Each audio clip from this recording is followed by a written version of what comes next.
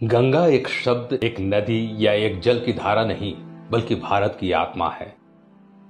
गंगा ना होती तो भारत कभी अध्यात्म के मार्ग में इतनी उन्नति नहीं कर पाता।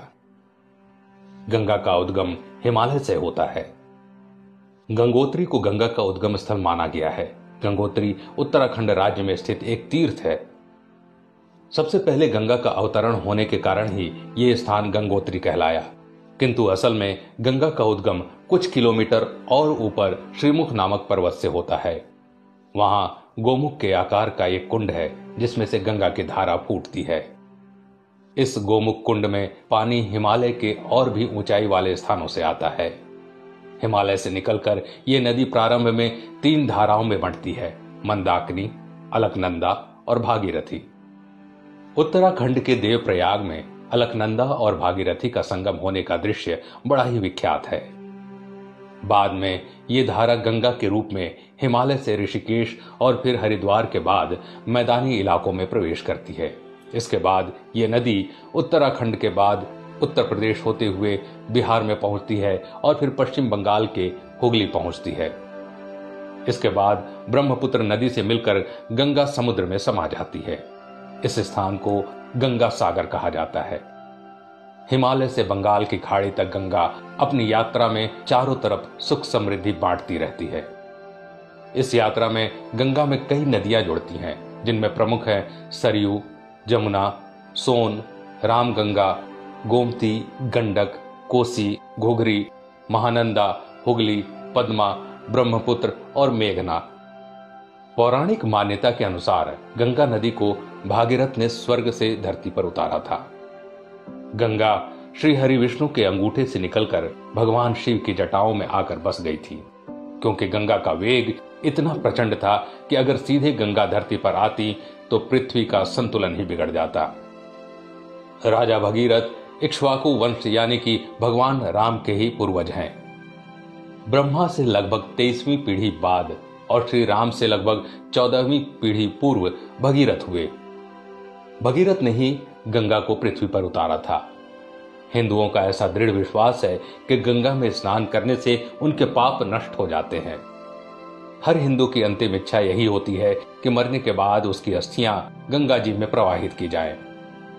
इसी विश्वास के चलते सैकड़ों वर्षों से निरंतर गंगा में इंसानी अस्थियां और राख बहाई जा रही हैं। लेकिन आश्चर्यजनक रूप से इतना सब होते हुए भी गंगा की अविरलता और निर्मलता में कभी कोई कमी नहीं आई।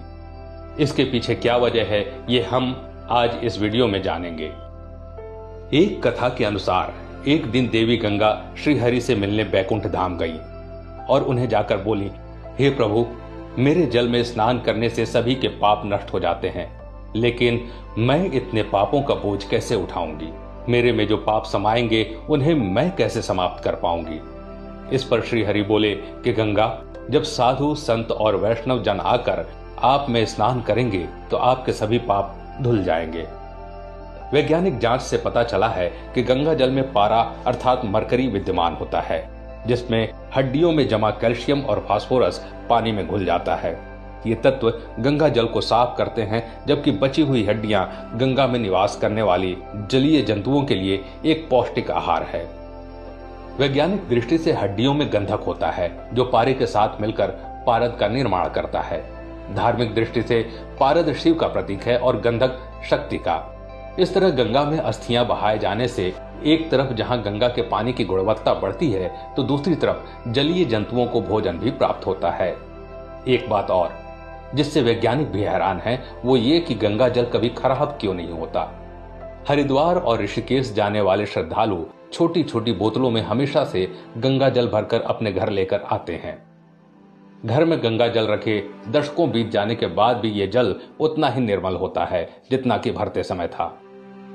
दुनिया की और किसी नदी या फिर आरओ का पानी भी इतने दिन तक स्वच्छ कभी नहीं रह सकता। वैज्ञानिकों के पास इसका जवाब यह है कि गंगा के जल में बैक्टीरियोफेज नामक जीवाणु होता है। गंगा जल में मौजूद ये जीवाणु हानिकारक सूक्ष्म जीवों को पानी में जीवित नहीं रहने देते, अर्थात ये ऐसे जीवाणु हैं जो गंदगी और बीमारी फैलाने वाले जीवाणुओं को नष्ट कर देते हैं। इसके कारण ही गंगा का जल कभी नहीं सड़ता है। इसके साथ ही गंगा का प्रवाह इतना तेज होता है कि छोटी मोटी अशुद्धियों को यह प्रवाह वैसे ही साफ कर देता है। एक कहावत भी है कि बहता पानी निर्मला, अर्थात बहता हुआ जल हमेशा स्वच्छ रहता है। गंगा जल की पवित्रता का आध्यात्मिक पक्ष ये है कि गंगा के पावन तटों पर बैठकर हजारों सालों से योगी, तपस्वी और सन्यासी अपनी साधना में लगे हुए हैं। इन महात्माओं के तपोबल से भी गंगा किनारे का वातावरण शुद्ध हो गया है। गंगा जल के कभी खराब न होने के पीछे एक वजह यह भी है कि गंगा का उद्गम हिमालय के अत्यंत दुर्गम स्थलों से हुआ है।